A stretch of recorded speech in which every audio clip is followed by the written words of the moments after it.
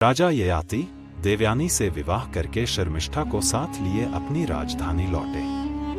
वहां पहुंचकर राजा ययाति ने देवयानी को अपने अंतःपुर में स्थान दिया तथा वृषपर्वा की पुत्री शर्मिष्ठा को अपने उद्यान में महल बनवाकर सभी सुविधाओं के साथ रखा। देवयानी अक्सर उद्यान में विहार के लिए शर्मिष्ठा के पास आ जाती थी। इस तरह कई वर्ष व्यतीत हो गए। इस बीच देवयानी के भी बच्चे हो गए। एक दिन यौवन से परिपूर्ण और आभूषणों से सुसज्जित शर्मिष्ठा ऋतुकाल अवस्था में स्नान आदि से निवृत्त होकर अपने उद्यान के वृक्ष की शाखा पकड़े विचार मग्न थी। अपने रूप यौवन को दर्पण में निहारकर उसका मन पति के लिए मचल उठा। वह दुखी होकर बोली, हे अशोक वृक्ष, तुम सबके हृदय का शोक दूर करने वाले, क्या तुम मुझे भी मेरे पति का दर्शन करवाकर मेरे भी मन का शोक दूर कर सकते हो? इस तरह शर्मिष्ठा मन ही मन वृक्ष से बातें करते हुए बोली, मैं ऋतुकाल में हूं, किंतु अभी तक मैंने अपने पति का वरण नहीं किया है। यह कैसी विडंबना है? देवयानी तो पुत्रवती हो चुकी है, किंतु मेरी यह सुंदरता और जवानी व्यर्थ ही जा रही है। क्या मुझे भी महाराज को ही पति के रूप में वरण करना चाहिए? क्या महाराज मुझे स्वीकार करेंगे? क्या वह मुझे इस समय एकांत में दर्शन देंगे? शर्मिष्ठा यह सब सोच ही रही थी कि संयोग से उसी समय राजा ययाति महल से बाहर निकले। अशोक उद्यान में शर्मिष्ठा को अकेले टहलते देख वह रुक गए। तभी शर्मिष्ठा की नजर महाराज पर पड़ी। अपना मनोरथ पूर्ण होता देख वह आगे बढ़ी और महाराज को एकांत में ले गई। शर्मिष्ठा बोली, हे नहुष नंदन, आप भली प्रकार जानते हैं कि मैं आपके महल में पूरी तरह से सुरक्षित हूं, अतः मुझे मेरी पवित्रता का प्रणाम देने की कोई आवश्यकता नहीं। आप यह भी जानते हैं महाराज कि मेरा कुल, शील और स्वभाव क्या है। जिस तरह देवयानी आपके साथ विवाह करके आई, उसी प्रकार मैं भी आपके यहाँ दासी बनकर आई हूं। अतः आप मेरे भी स्वामी हैं। अतः मेरी आपसे हाथ जोड़कर विनती है कि मेरे ऋतुकाल को सार्थक करें महाराज। यह सुनकर राजा ययाति बोला, हे दैत्य पुत्री शर्मिष्ठे, मैं जानता हूं कि तुम पूर्ण रूप से निर्दोष हो और सुशील हो, किंतु जब देवयानी के साथ मेरा विवाह हुआ था उस समय मैंने दैत्य गुरु शुक्राचार्य से प्रतिज्ञा की थी कि मैं देवयानी के अलावा किसी और नारी से संबंध नहीं रखूंगा। अब यदि मैंने अपना वचन तोड़ा तो वह अवश्य नाराज होंगे। यह सुनकर महाराज को समझाते हुए शर्मिष्ठा बोली, हे राजन, जब बात प्राणों की हो तो वचन का कोई मोल नहीं रह जाता और किसी के प्राण बचाने के लिए बोला गया असत्य असत्य नहीं होता। ययाति बोले, हे शर्मिष्ठे, मैं राजा हूं और सत्य पूर्वक प्रजा का हित साधन करना मेरा कर्तव्य है।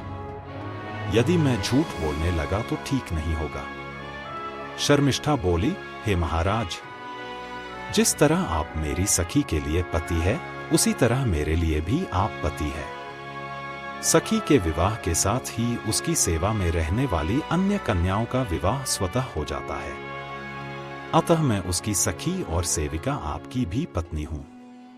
और वैसे भी शुक्राचार्य ने देवयानी के साथ मुझे भी आपको यह कहकर सौंपा है कि आप मेरा पालन पोषण और सम्मान करें। उनके वचन के अनुसार आपने तीनों समय दान की घोषणा की है, लेकिन यदि आप मेरी विनती ठुकराते हैं तो आपकी घोषणा झूठी सिद्ध होगी। इतना सुनकर राजा ययाति ने शर्मिष्ठा की बातों को उचित समझा और नियमानुसार उसे अपनी पत्नी स्वीकार कर लिया। इसके बाद राजा ययाति ने इच्छानुसार शर्मिष्ठा के साथ समागम करके उसे गर्भधारण करवाया। इस तरह शर्मिष्ठा ने प्रथम सुकुमार को जन्म दिया।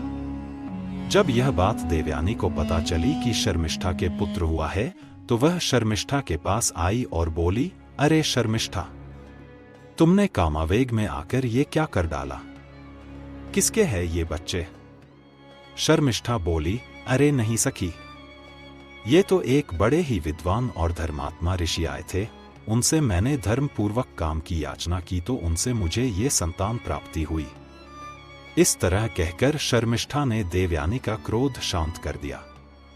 इस तरह देवयानी से ययाति को यदु और तुर्वसु नामक 2 पुत्र हुए और शर्मिष्ठा से द्रह्यु, अनु और पुरु 3 पुत्र हुए।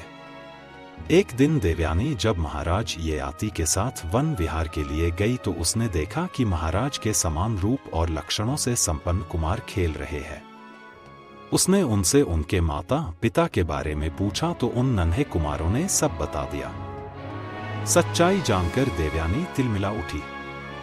वह उसी समय अपने पिता दैत्य गुरु शुक्राचार्य के पास गई और राजा ययाति के धोखे के बारे में बताया।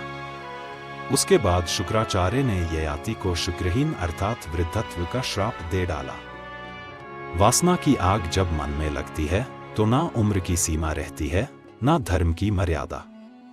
जिसे मिला वो और चाहता है, जिसे नहीं मिला वो जलता है तन्हा।